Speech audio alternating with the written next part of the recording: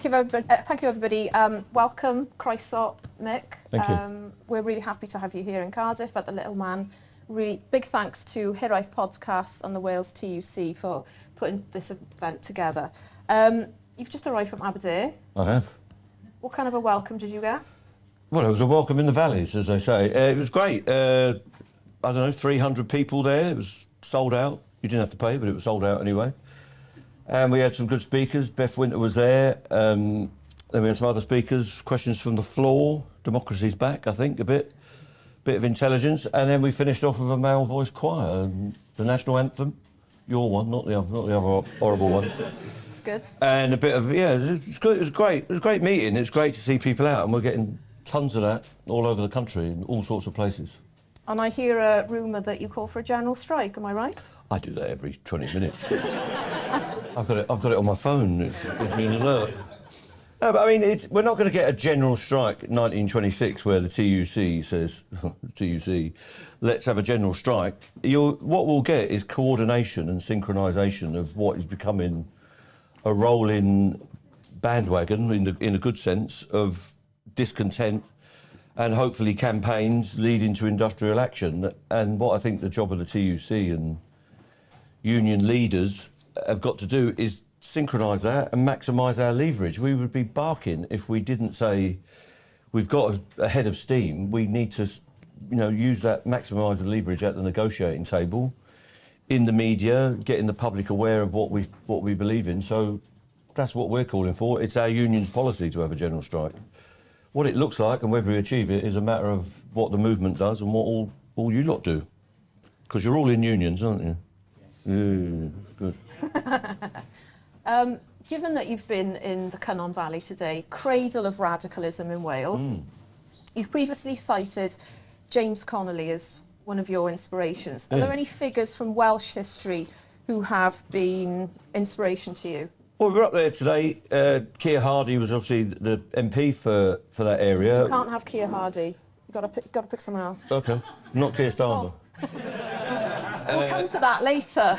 And, of course, the vicar there was the first president of our predecessor union, the Associated Society of Railway Servants, and we've moved on a bit since we described ourselves as servants. So today's inspiration is Canon Jenkins. And at the back of the church, behind the altar, is a massive, fairly famous stained glass window that was donated by my union to that church to remember him as a founder. Now, I'm not saying that, I mean, obviously some of you are lefties and you don't want to hear about canons and vicars and all that. But the point about that is, we have got, as a working class movement, we've got to go back to our communities where our people are.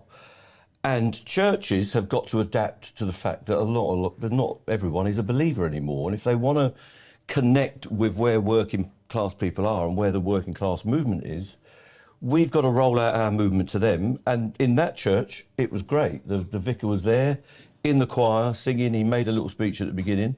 And we've been doing that right across the country. So enough is enough that some of you have heard about, and the People's Assembly Against Austerity. I called that the People's Assembly Against Democracy once, which is the wrong word. The People's Assembly Against Austerity have been doing this stuff, and we've been getting meetings like that one today, 300 people, the entire, all the active people in the town and others. But we've got to get into the churches, into the village halls, into the mosques, into the synagogues, gurdwaras, whatever. And I'm glad to say in London, where I've been doing plenty of meetings, that's exactly what's happening. And in Liverpool Cathedral a couple of months ago, we had every denomination there, because all of these faith groups are realising that the communities they serve are in crisis. They have been forced to run food banks. Now, I'm sure you don't start off as an imam or a vicar to say, what I really want to do is make people sandwiches and give them tins of beans. You probably want to do something else. But that's what they're being forced to do. So we've got to open it up. So my inspiration at the minute is activists, people that want to make change in their community and on behalf of their community through actually doing stuff. And we've spent too long talking about doing stuff and how we might do stuff and creating the perfect organisation. But what Keir Hardie and all those congregational and Baptist ministers and all those people found out back in the 1870s is you've actually got the organisation. It's already there. We've built it. We've got our communities, we've got our unions, we've got some political parties, and the rest of it, we need to reinvigorate all that and get it suiting our needs. This coming May, it's going to be 2 years since you took up your current role. In that time, particularly in the last 6 or 7 months or so, you've become a household figure. How have you dealt with that? It's a bit weird, especially, looking at me. I'm not the Brad Pitt of the Labour movement, but whatever it is. I don't know, you just keep getting on with it. I mean, my background is like a lot of people in our movement. Dave Ward he's a bit bigger than me, he looks like me, he talks like me, but he's got the same background. So I come from an Irish community in London that was very active. I come from a religious community, as it happens. I'm, born and bred as a Catholic. But it was a very vigorous community. You had to stand up and argue. I got trained in branch rooms, in pubs, in community halls, arguing stuff out, and all through Thatcher, all through, I remember Wilson was the Prime Minister when I first remember anything in the 60s. So you had to argue your case, and going on the telly and doing it doesn't seem to be any different than being in a room like this. Sometimes the room's got 6 people, sometimes it's got 600. You've still got to be able to articulate our movement's case and our members' needs, so I just carry on. But how to do it, I don't know. I haven't had any training, I'm completely feral. You have been subject, though, to some pretty vicious attacks, especially from, the tabloids. Well, if you're not getting attacked by them, you're not doing the job properly, as far as I'm concerned. So, I mean, we've got anonymous trade unions in this country.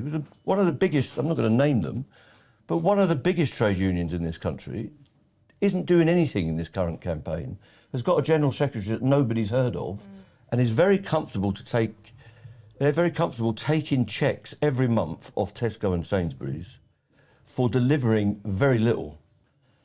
And they don't get attacked. So if you're Dave Ward, you'll get attacked. If you're me, at the minute, you'll get attacked. Mick Whelan will get attacked. That's because we're trying to take our members, and I'm at the front of that, is trying to take the fight back to the rich in our society, to the oligarchs, to the press, the media. So if you're not annoying the right people, you're not doing the job, in my opinion.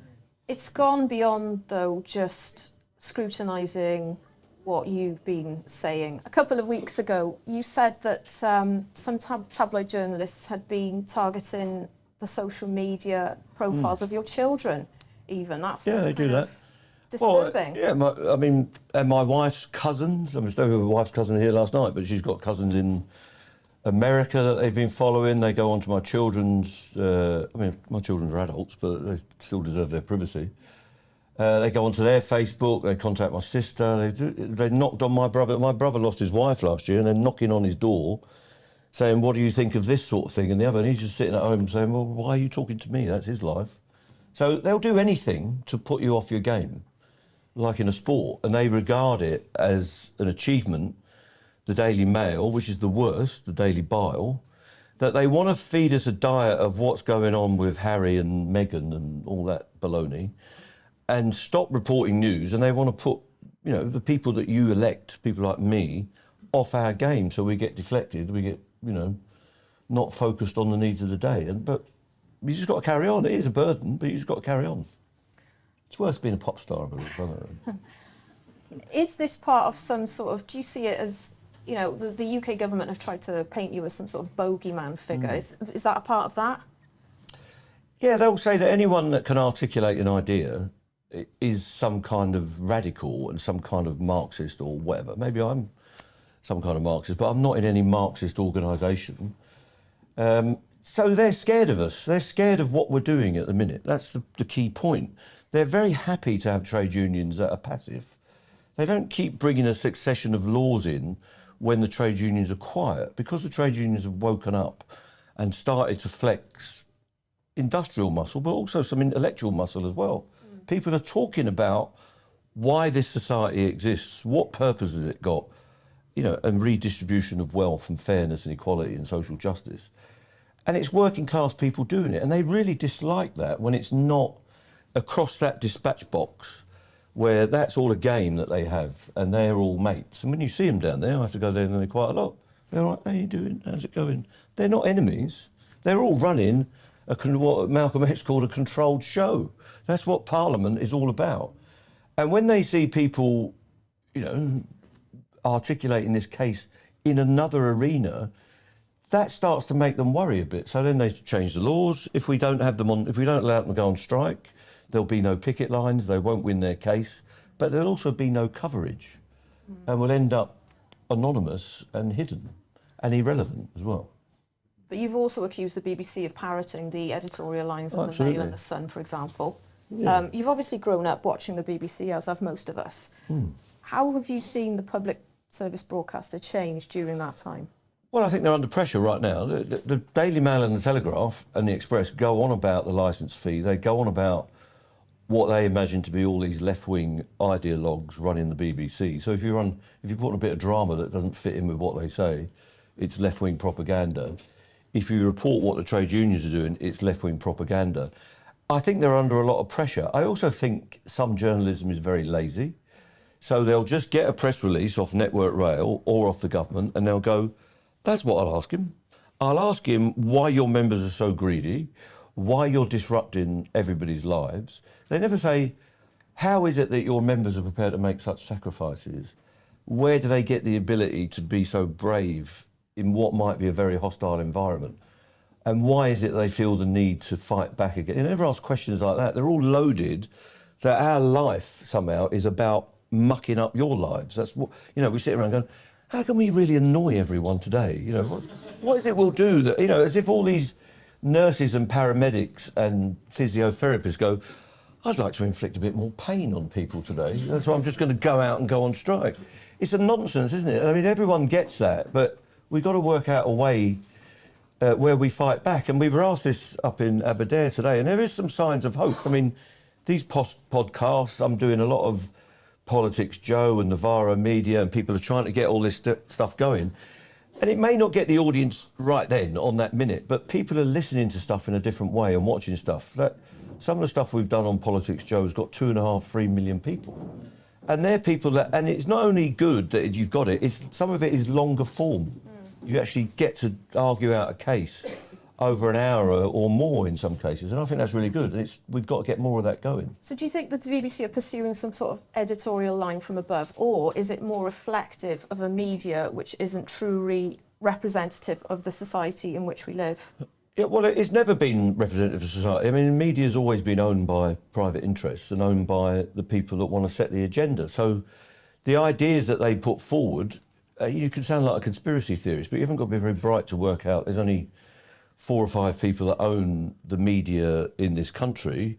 They enjoy calling me a baron when they are actually barons. They're viscounts and dukes and all sorts.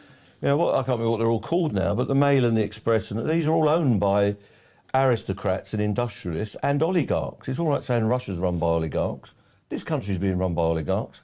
Most of the world is being run by oligarchs. So they set an agenda that's in their class interests. It's in their class interest to maximise profit and drive down wages. That's the period of this we're in, and they're really worried about people coming back. And all those papers have got their journalists on the run. To some extent, they've broken the NUJ, they've broken the print unions back in the day, and they want to make sure that none of that comes back. So, that's what they're doing, exercising their class option, and we've got to make sure that we fight back about that. But how do you do that, given the situation? For example, I know it doesn't look like it, but I was at the Hairdressers yesterday, and I was listening to 2 people complain about the strikes. And essentially what they were saying was, we don't think it's very fair. You don't see us going on strike. We don't get paid very well. Yeah. It's the same thing that you hear quite a lot at the moment. How do you reach those people? Well, my hairdressers had to pursue another interest. He's got into another field of work. He wasn't getting enough commission. So, you hear this all the time, and the media put it. And they used to say, why should your members get a pay rise when the nurses don't? And this is the most common thing. I mean, my wife is a nurse and has been a nurse for 40 years. So she's interested in that as well. Why has she not had a pay rise for the last 12 years? And I suppose it's not that our members get paid too much, it's that you don't get paid enough. And the reason you don't get paid enough is because the unions have been diluted and dissipated over the last, it's nearly 40 years now. Well, it's 40 years since the Tebbit law, wasn't it? 81, 82? Is that 40 years? I think it is. That is we're feeling the long-term entrenched effects of Thatcherism. So if you take the housing crisis, it goes back to the sale of council houses. And it's the non-replacement of council houses and the disgusting corruption of housing associations in this country, so-called social housing, which is another disgrace. The driving down of wages is obviously because the unions haven't been strong enough. The destruction of conditions, which is at the heart of this railway dispute now. They'll only give us a modest pay rise if we sell all of our conditions. So those people in the hairdressers, those people in a lot of private industry, but increasingly in public services, are suffering from outsourcing, they're suffering from vulnerable work and low pay. Now, what we've got to do is convince them that we can lift them. We've got to get general unions that are in all these private sector operations. We've got to get baristas and all that in a trade union. We used to have people such as this in trade unions going back in the day. We had a shop workers union that was very strong and very militant. In Ireland, they had a very strong tradition of bar workers being in trade unions, and you did a proper apprenticeship. So we've got to try and get back to the fundamentals of what the trade union is about. But the main thing is we've got to destroy this. The real politics of envy happens between working people.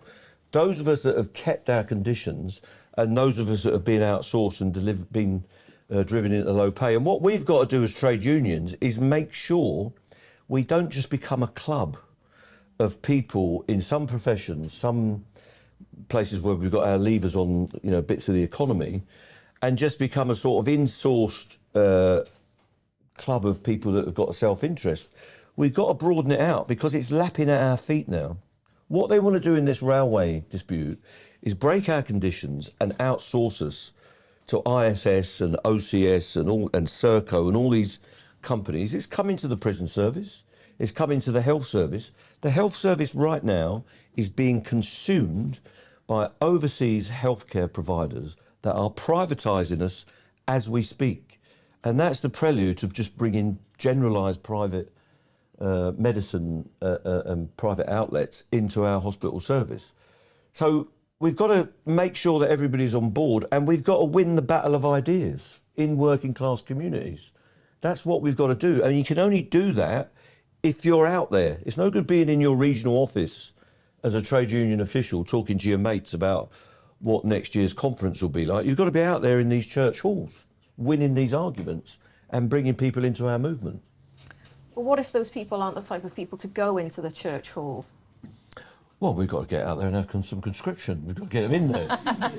Well, you've got to win it. If you show that your union can fight and win and fight and defend what you've got, people will be attracted to that. I was at the BMA rally last Saturday at this time. Young doctors, right? These people are all under 32 or whatever, that sort of age, starting off in their careers. So the previous generation of BMA activists have gone. There was that dispute, was it 2015, 2016? Jeremy Hunt, interestingly. I wonder what he's doing now. They have to create a new set of activists every 4 or 5 years, and they're there, and they're ready to fight. And they're from middle class, generally, middle class backgrounds, or not trade union backgrounds. But I'll tell you what, they are feeling it. They know they're in a class struggle. Those barristers that were out on strike last year know that they're being pushed down. If they're taking your wages off you, taking your conditions off you, stripping you of your pension, you know that you're in a class struggle. We've got to be able to describe what that means to people in straightforward terms, which is why I keep saying to people, you're not going to get this struggle from a pamphlet or from a theoretical class. It's got to be about what we do amongst our own people, in the pub, at the football. Maybe don't go to the football in Cardiff, I don't know, but wherever you go, we've got to be pushing these arguments in a comradely way, because we did do it. We were in a worse state in Victorian times. When the law was against us, the whole state was against us. We've got to make sure that doesn't come back. We've built this movement once or twice or maybe 3 times. You take into account the collapse after the general strike and the Great Depression and all that.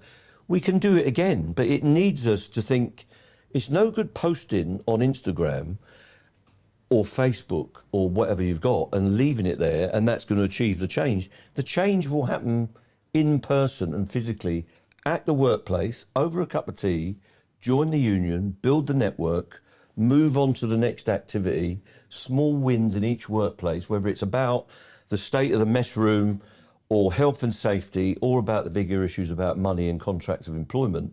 That's the way you build unions, by keeping them growing organically all the time. Since you've been in your... Am I answering any of your questions? Or just going on? I don't know. I don't know. Since you've been in your current role, has there anything that has surprised you in particular about the state of public services in the UK, or maybe not? I mean, I know a lot. I use public services like everyone else. I'm surprised by the level of degradation that we're getting now. If you take the health service, everyone in it, and everyone uses it, so we're all in it, really. And everyone will know a health worker generally in their community, because it's over 1 million health workers. It surprises me how quickly it's gone down in the last couple of years. It was being propped up, and no matter what you think of Blair and Brown, they did put money in. I don't think they used it in the right way, and most healthcare professionals will tell you it did actually cause the system to get better. But the long-term starvation of the health service, no matter how you measure it, is going to cause degradation. But it's true of everything. If you look at water providers, if you look at the state of our physical environment these days, a lot of people think this country's going a bit shit, to be honest with you. And if you pop over to Copenhagen or The Hague or anywhere you want to go, you think, this place runs a bit better than where we come from, doesn't it? They've got public transport. They seem to have amenities and healthcare. They seem to be a bit healthier looking. And they're all bigger than us in a lot of these countries. You know, I think there's a lot to that. We've got long-term degraded and diluted services.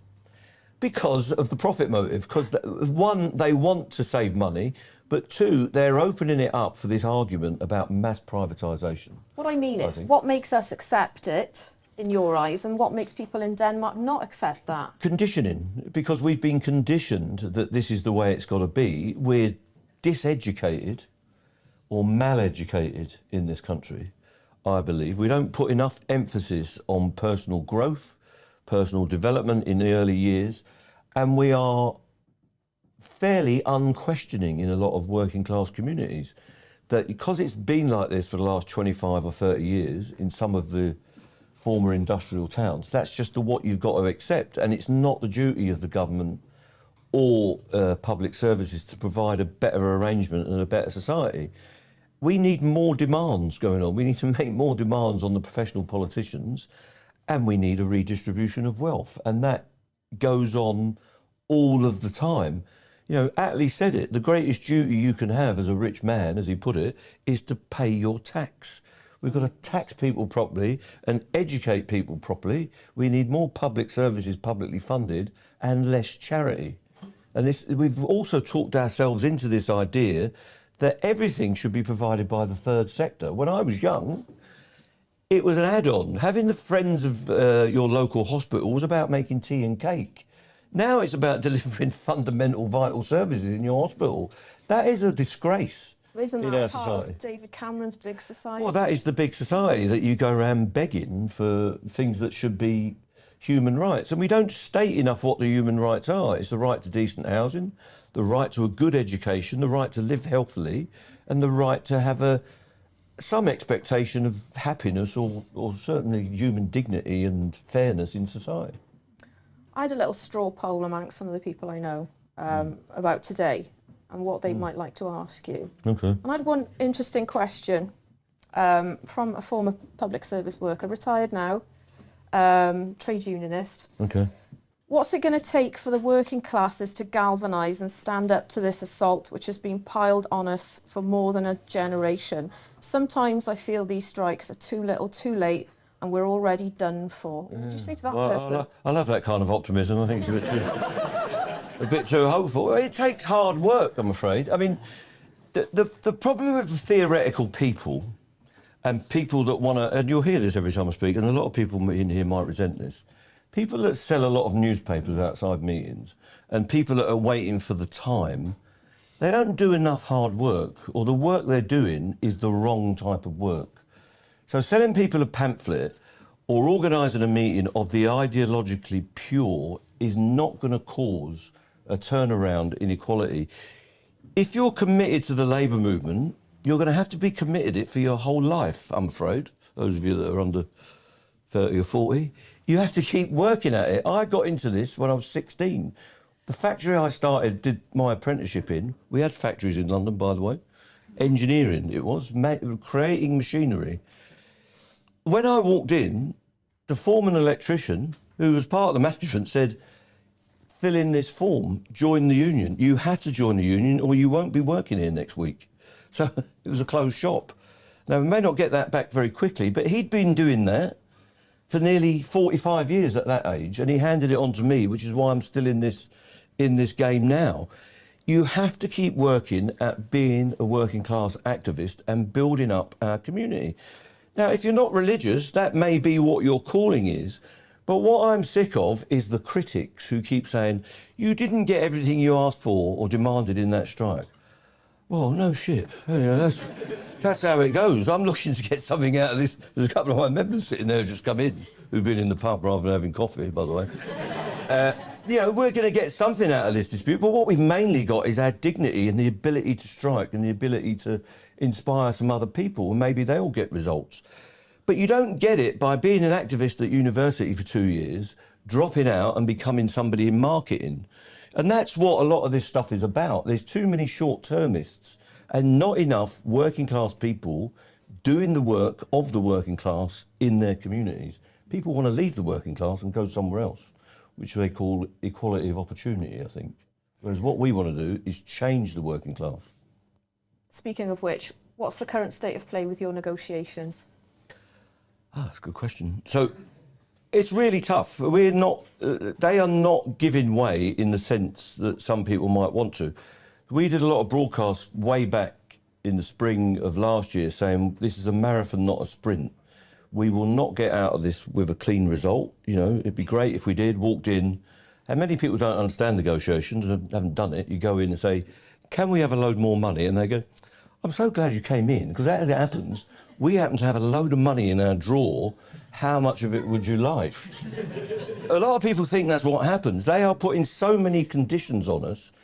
They're almost asking us to do the impossible. It's almost as if they're creating a list of how we can provoke our trade union. So it's going to be really tough. We've got a new offer this week, which is as bad as it could be. It's 5% plus 4%. Over 2 years, which is 9%. During that period, the inflation rate would have been 22, 23%. So you haven't got to be clever to work, that's less than half. But for that, we've got to give up everything that we've negotiated, virtually. All of our conditions are on the table to be butchered. And many of our members say they'd rather not have a pay deal than give up those conditions, which is a really ironic and strange statement from some people. But if you work 24/7, if you're out there up in the valley shoveling ballast in February, you'll want to know that you want some decent conditions about what your rights are and all the rest of it. And if you're working up in the north of Scotland or anywhere else doing the same stuff. So we've got a big challenge, and I'm not sure that our members are anywhere near to accepting this. What we've got to do, the challenge we've got, is to sustain the action. It's not that easy. One of the best things that the Tories ever did to us, from their point of view, was to get us into debt. So all of us are in debt one way or the other. I mean, I remember my old man going on strike in 1971 in the CWU. He'd just come out of the engineering trade. Before that, he was in the building trade as a good proper Irishman. He came out of where he was a shop steward. He thought, I'll join the post office. They never go on strike. They haven't had a strike for 100 years. As soon as he'd done his 6 weeks probation, as it was, we went on strike for 9 weeks. Jam sandwiches is what we had. But then what we had was no debt. We had a council flat, we paid our council rent, which was reasonable, and my mother and father never took debt on. Every now and again they'd buy a sideboard or something on HP. Now, what they've done to us is put us all in debt, massively. And it's really difficult to throw that off as a worker because you're really petrified about being without 4, 5, 6 days' pay. If you get into a situation where you're losing a month's pay and more, That's a real challenge. So we've got to find ways of supporting each other and doing maybe doing different forms of industrial action and getting support from the likes of you people on the street, supporting strikers and showing that there's a feeling behind it. Are you getting enough support from the Labour Party? Well, the Labour, you've got to be clear, I'm not in the Labour Party. I've not been a member of the Labour Party since one of your own sons was leading it, Neil Kinnock. That's a long time ago now. We were talking about that on the way down. I can't remember which, was it 83, that election? I came out of it just after that for a number of reasons. And we're not affiliated. But the fact is, I will be supporting the election of a Labour government because I haven't got time to wait for my favourite lefty to lead the Labour Party and then win the Labour Party round and then win a general election. That ain't going to happen. We're either going to get Starmer or Sunak or whoever they've got that week, the Tories. It doesn't seem to matter. So we've got to get you, those of you that don't like that, have got to get your heads around it. It's in our class interests right now to get a Labour government, and the RMT will work to that. And what we've done is we've got 50 Labour MPs in our group in Westminster. We've got a group here in the Senate that's got a couple of Plaid Cymru people in it, mainly Labour people. We've got to work with the material we've got. So that is the Labour movement. I've said it up in the Valley just now. We need a cultural part of our movement where we've got the musicians, the artists, the hipsters, all working behind the bar there. All of those people have got to find a place in our movement. We've got to have a strong trade union element, and for me, that's the strongest part, independent of the Labour Party, even if you're affiliated. So you're not kowtowing to them and asking them to do you favours. And then we've got to kick, prod, pull, poke, whatever we need to do, the professional politicians, whether they're in your parish council, your county council, in the Senate here, or up in Westminster, or in Scotland. If they want working class votes, they've got to do things for working class people. So it's not a question of just what can they do for us. It's how much we can kick them into doing what we demand. You recently urged Keir Starmer to not be a vanilla politician. Yeah. What does a vanilla politician look like? Well, it means you triangulate around problems rather than approach them. Now, I make a distinction between policies for the needs of the day. So you set your policy to what you need to do. What he's got to do, in my opinion, and stop being vanilla, is find his values and state the values. So my stuff is very old Labour, if you want to know, if you're interested. The welfare state, council housing, a fair deal at work. Let's not invade other people's countries very often. That kind of values that I'm sure you can all pick up on. If he comes out and restates that in a modern way, I think he's going to get a massive response in working class areas and saying things that are very plainly class politics. If Harold Wilson could do that, if Jim Callaghan could do that, and they used to call each other comrade, talk about our movement, they used to use that word socialism all of the time. Clement Attlee did it, right? Even the most right-wing people in former Labour periods said they were socialists. I think the country is ready for that. I think our people are ready for that.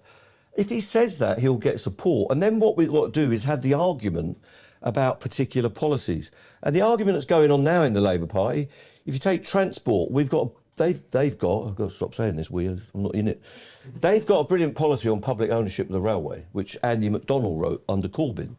They've got a good policy on a new deal for workers, which is about workers' rights, rolling back the anti-trade union laws. The fight now, between now and the election, is to keep those policies as the policies that go into the manifesto. If they're not in there, you'll know that he's going to be as bad or as worse as Blair was. So the fight is now not to leave the Labour Party, sound like a hypocrite, not in it, not to have a mass exodus from the Labour Party because you're fed up with the way it's going. Is to fight for those ideas in the movement and make sure that's what, or a version of it, is delivered in a next Labour government. So I don't care if he comes to our picket lines. I don't suppose I'm going to see him. I know that there are hundreds of thousands of good Labour people down here in the Senate, in Westminster. I was just with one now. Beth is as good as you're going to get in the Labour Party. Jeremy was with us the other night. They won't let him in it. He's in it, but he's not in it, or whatever. John McDonnell. But there's also some people in the middle of the party that will do some good work if they get the chance to be in government. They may not be my cup of tea, but we've got to make sure they're there. If they're not there, we're never going to find out what they could have done. So that's what we've got to do. So whether they support us or not, doesn't matter. We've got to keep the fight up. The union seems to be going off in different directions. You've got the Tories in England, you've got the SNP in Scotland, you've got obviously Welsh Labour here. How do you view the future of the UK? Well, I've never had a British passport, so I've got it upsets some people in my union. I've only ever had an Irish passport, and I come from a background that's very identified. I think people have got to be able to express themselves, and that comes through in the arguments about the nations. And I know down here, I find it profoundly interesting that people are fiercely patriotic in Wales, nearly all of them, but not all of them want more devolution or indeed want an independent Wales. And that's a debate you'll be having probably forever down here. And that's a really interesting dynamic. And there's a bit of that in Scotland as well, but it seems to have gone through a tipping point in Scotland when the old Labour voters then turned to the SNP because of what Scottish Labour had done. I think you've got a bigger chance down here with what Welsh Labour's doing. I know they're not everyone's perfect cup of tea, but compared to what they had in the Scottish Labour Party under Jim Murphy and all those people, you've got a better chance. But the nation has got to the nations and the country have got to find a way through it. And if people don't get more devolution and more power, I think there will be calls. But there's already calls in England. The North East is saying we want a regional mayor with big powers. Andy Burnham in the North West and in Liverpool, they're starting to say it. So people are fed up with Westminster, and we've got to be careful that doesn't all become Trumpism, because that's their thing about DC and all that. We've got to find a way of getting the country into harmony. But my interest is the working class united? Have your identity about what your nation is, but we can't afford to be divided on religion or nation or our own personal identities. We've got to find a way to work together. So I'm not calling for the breakup of the UK, but it's not up to me to determine whether the people of the UK want a different platform and identity and nationality. You've shared your views on Keir Starmer. What about Mark Drakeford? Well, it seems like a nice guy to me. I'm living in London. I'm a bit London-centric because that's the way it is. I don't see the Welsh news every night. I know he's got some problems with the NHS, but I think he's a man that's trying to do a job in difficult circumstances with limited powers. Now, you lot would all tell me a load of detail if we were having a drink together later about what you're unhappy with and what you're, disappointed with what they've done. But you do need some perspective about what it would be like in Wales if you didn't have devolution and if you didn't have a Welsh government. Cast yourself back to the 80s when you had direct imposed Thatcherism in this community, and all they can do is ameliorate some of the worst excesses of Tory hardline, militant, right-wing politics. And I think we've got that, and we need to be using that phrase, by the way. There's a bunch of militants running this country. Unfortunately, they're the wrong type of militant from my point of view. And they really are. They're ideological about the way they want this society to run. So Drakeford, I think, is a good line of defence from what they do. I just wish he could do more. And again, I think you know what Mark Drakeford's values are. It probably resolves around decency and trying to do the best for working people. But whether he could do more or not, I'm not in the best place as a horrible Londoner to tell you, I'm just going to ask you one last question before we throw a few questions open to the floor. But I was just wondering, what would a successful conclusion to this current raft of industrial, what would it look like to you? For us in our union, it's the preservation of our conditions and a decent pay rise. Whether we're going to get the full Monty of what we want, it's a conclusion that our members can support in a referendum, and that's the only way out of it. They will vote on an offer at one stage, and it's one that they're content with that doesn't divide the union, because in very serious disputes, one of the dangers is you get division. I told you so, and we could have done better. We made that mistake at that phase of the dispute. And there'll be all sorts of people in newspapers on the left waiting to pounce on, mistakes we've made. But I don't know what it's like in your workplace, but the trade unions are made up of people who mean to do the job properly.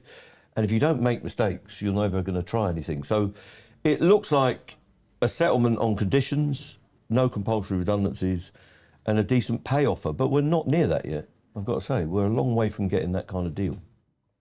Okay. Can we have a show of hands? Who wants to ask Mick a question? Thank you so much for speaking and whatnot. This is a bit of a weird question. So, is it honest for trade unions in Wales to organise anti-racist demonstrations with organisations that take money from the police when we disproportionately die in police custody? Well, I don't know which organisations you're talking about. You obviously know these organisations, but I'm a visitor to your town and to your country. So I don't know about the particular answer, but I do think trade unions should be absolutely immersed in anti-racist and anti-Islamophobic or anti-anything else, and on the favour of people that are, on the side of people that are oppressed and are disadvantaged. But I don't know the answer to that particular question about what the police are doing with particular pressure groups or whatever. I just don't know what you're hinting at, to be honest. Ah, yes. Hi Mick, thanks very much for giving your talk today. As you might be aware, Wales are undertaking a basic income pilot at the moment. And I was wondering if you had an opinion on universal basic income, and also what impact do you think that might have on trade unions if we were to implement it? Yeah, I think it's an interesting idea. It could be dangerous. There's a number of things about it. It could end collective bargaining. There's also, and in the 80s, we had a lot of arguments about minimum wage in this country. And I was in the electricians union at the time, which was the most right-wing union in the country, and collaborationist and scab at that time. But those of you that are older will remember those times, Eric Hammond and Frank Chappell. And they always used to argue that if you bring in minimum wages, it will stop people like electricians and plumbers and doctors and all sorts of people collectively bargain at their value, and the value of labour will be reduced to a common thread. I think that argument's been disproven, if I'm honest with you, because the minimum wage does support a lot of people and the real living wage and all the rest of it. But you do get a tendency to that. So if you work for a cleaning contractor, they will only pay you that real living wage and they won't move off it. And if you have a basic wage, there is a question about whether you are achieving and being paid the full value of your labour. So, you know, labour produces all wealth in this society, and the role of a trade union is to get a fairer share of that, or a better share of the wealth that you're creating. Equally, I understand that if you've got a very disrupted economy where people are in and out of work, you need to smooth that off. So we've got to debate that out, and it could mean that we're moving to a society where employers are always subsidised, one by the taxpayer, but also maybe by another set of decent employers. So there are some employers that give us deals. I mean, we've done a lot of deals, Unite are doing a lot of deals, where we're achieving 12, 14% pay rises. You could end up with a basic wage of just having this band of people, which would be millions of people, on the same income. And I don't know whether that will serve us well, whether we're lifting everyone together or we're pinning everyone to a wage. But I do think it needs to be looked at, and it will certainly help a lot of communities. And it depends where it's pitched. So if you say it's a basic income, pick a number. Is it £380 a week, or is it 120? I don't know. Does that take into account all of your benefits? Does it take into account this, that and the other? Does it apply to pensioners? Does it apply to people on disability allowances and so on and so forth? It's a really big policy, and it's coming from some societies in Europe that, frankly, are more advanced than us. Because if you lose your job in Sweden, you don't get pushed down into mass poverty on whatever system they've got now. If you lose your job in this society, especially if you're a single person without kids, you could turn around and be on £70 a week. Now, there's obviously a vast difference between that and some kind of minimum income guarantee that might be £250 or £300 a week. And if it's short term between jobs, that would be better than the benefit system we've got now. But we really need to hear about it and understand it. But I'm not condemning it, but I'm not supporting it. How about that for a vanilla politician? Lady here. Firstly, can I say thank you to the people of Wales, particularly our public service workers, for standing up for us so publicly, because I think it's really well needed. I think what I would say is what is the one sentence you would give any activist to get people active? Well, get involved and build your network. Everyone says, how do you... I've got to stop after the sentence, because I do... Get involved and build your network. People are asking us, how do we build the movement? It starts, I said it earlier, with those small things. If you're working in a non-union environment, you've got a really tough challenge. You've literally got to trust your friends first, find out who your friends are and build that network up. If you're in an environment that used to be better organised, you've got more of a chance. You can build on the experiences and draw people together. But even if you're working in a non-union environment and not in work at all, if you're a student or whatever, you've got to find a way to network up. And we've got to do that as a trade union movement. Us that have been the traditional thing, you're in the party or you're in the union branch and all the rest of it. We've got to broaden out, because some of these meetings, I said it earlier in Aberdare, if you've been to as many union branch meetings as I have, you're going to have the tits bored off you multiple times. They are really tedious. So they're necessary, but they are tedious.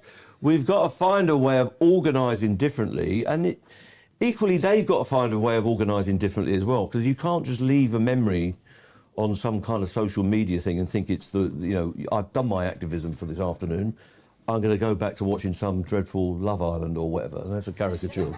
So we've got to find a way to learn from each other and build up the networks and get our heritage, the history of our movement, the history of our class, and the history of our society as a debating point, so people know all that stuff. And what were the victories, what were the defeats, which were just as important, and find a way of building it up and being proud of being a worker and proud of being an activist and making sure it's not temporary. There's a few sentences there, sorry about that. Some of us, when we come to a certain age in our life, we think about a legacy. I'm looking at what I can do in terms of my work. But given your role and the impact that you have made, and at some point this is going to come to a conclusion, and hopefully in the interest of workers, would you be interested in setting up a mobile academy where you can go and educate, future leaders? Because quite honestly, some of what we have, speakers are so boring. They have no substance. And I have to say, take my hat off to you. There's not that many men I can say he's worth listening to. You certainly are. None of them. There aren't any men worth listening to. Yeah, I think some of it is going back to basics, having debates. I mean, when I was a kid, when there was a general election on, you used to have enormous rallies. The Tories used to do it, and you'd go along there and have a go at them, to be fair, to those old-school politicians. And they were bruisers. I mean, these people weren't, vanilla politicians, these old-school Tories, and the Liberals did it, and Labour did it. And Harold Wilson was famous for being able to deal with hecklers without security and before, modern stand-up comedy.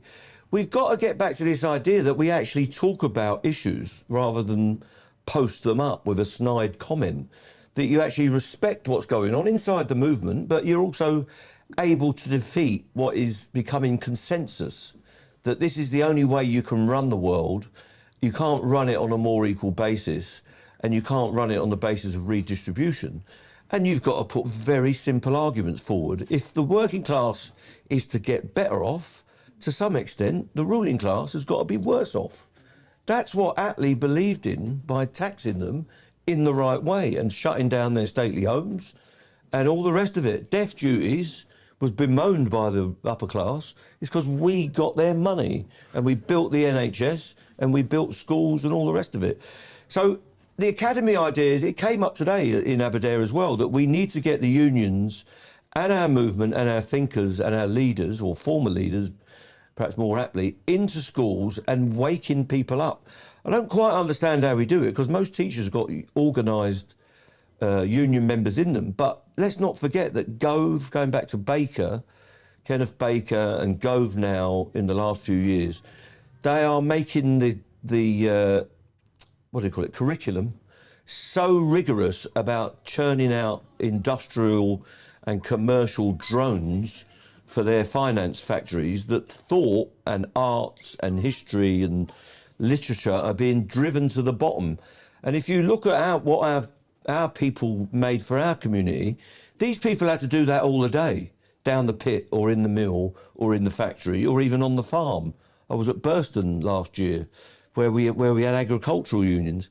They were sick of talking about work, so they talked about art, they talked about religion, they talked about music and ideas, and that's what we need. We need to get back to the ideas that working class people educate each other all of the time, and we've got to rebuild our heritage and where we come from. So people need to find out about imperialism, what that actually meant for the people that were the victims of it over there in the countries that we invaded, and those of us over here that were victims of it as well, because it, you know, they put us in those satanic mills and took us off the land and industrialised so they could send all that crap that we made over to the places where they were exploiting other people in other countries. So it's all part of our heritage, and the legacy has got to be that we keep the movement going and we pass it on to the next group of people that are coming through. That's our legacy. So your answer is yes? The answer is yes. So, I mean, in the Russian Revolution, they had all those film sets going around, didn't they, into the vast agricultural wilderness out there and showing moving images and all the rest of it. Maybe we need a bit of that. Have you ever seen moving images in this part of Cardiff? I don't know. And on that note, I think we're out of time. So can we give Mick a big round of applause, Thank please? you. Good.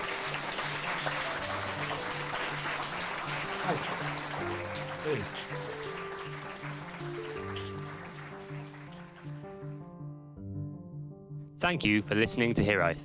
If you like what you heard, please don't forget to subscribe, rate and review.